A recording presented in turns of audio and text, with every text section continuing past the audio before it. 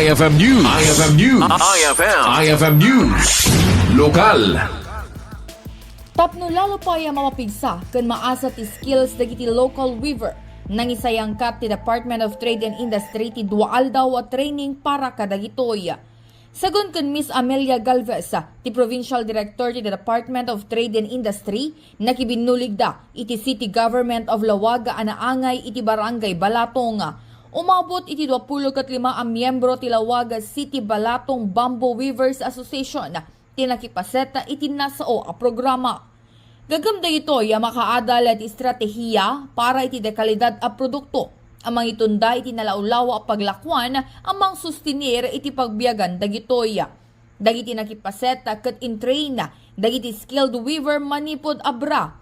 Kan inbinglay da iti kapampanunutan na mainaiga iti technique ti traditional weaving, pattern development, kan product innovation.